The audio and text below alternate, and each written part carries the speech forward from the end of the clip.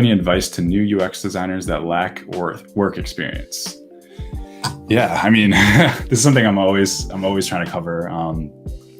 It's tough as a new UX designer because you obviously need experience to get the job, but you need the job to get the experience. So, yeah, there are a few things you can do, and I've spoken about this in the past. I'm sure you guys are aware, there's like boot camps you could take, but these tend to be pretty pricey, and in my opinion, not all that necessary. If I were a new UX designer, I mean, I think you guys all know if you're trying to land a UX design job, your ticket into these jobs is your portfolio, right? And in your portfolio, every UX interview I've had, pretty much I'm going through at least 1 or 2 case studies in my portfolio. So definitely my recommendation is try to have at least 2 case studies, like fully baked case studies that kind of show your product thinking and also your visual design skills, especially as a junior UX designer. And I covered this in the last live stream. I think visual design skills are really important. I think coming out of boot camps, a lot of times the expectation is like you understand the entire end-to-end product design journey. So everything from like user research through user interviews, through synthesizing that research, to drawing insights, to creating personas, to like the whole gamut of the journey. You might think that's expected to you as a junior, but I think in reality, and this is a bit controversial and we touched on this last time, I think it'd be a better use of your time to really dial in your visual UI design skills first, just to sort of check that box. And then everything else, like the user research and the entire end-to-end journey, you'll likely learn more on the job. So I don't think the hiring manager is really going to expect you to like understand everything end to end, at least initially.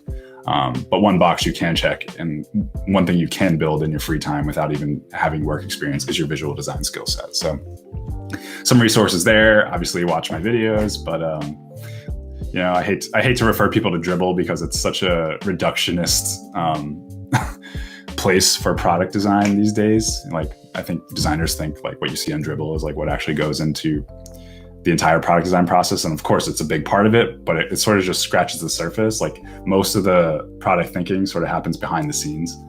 But yeah, go on Dribbble and like, at least from a visual design standpoint, see kind of like what the new UI trends are. Even I recommend just taking screenshots and literally copying pixel for pixel what these designers do on Dribbble, so you get a sense of like spacing paradigms. Also, one thing I would recommend, one thing I always do, I wish I could share my screen. One thing I always do in Figma, I always have up the material design guidelines and the Apple human interface guidelines. So if I really need, so like rather than like spinning my wheels and trying to figure out like, what size should this button be, or like what is a good mobile font size, like I sort of just refer to these, because as a product designer, we're usually only designing for iOS or Android if we're designing native apps.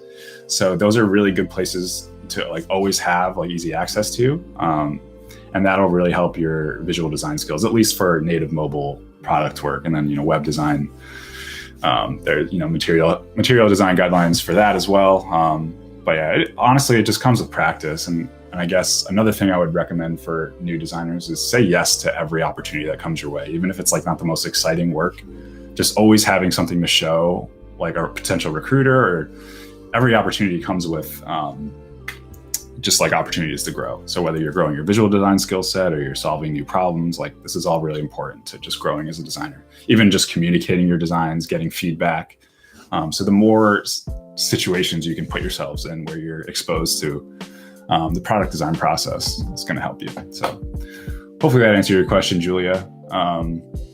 But yeah, I know it's tough as a new designer, but yeah, just keep at it. If your heart's in it, you'll eventually find something. That's what I learned. I kind of just took a leap, and this field really resonated with me. I think I've always been a little more creatively inclined than some of my counterparts, at the expense of like I talked about earlier, like the more analytical. Like I always sucked at math and like anything where I had to do a lot of like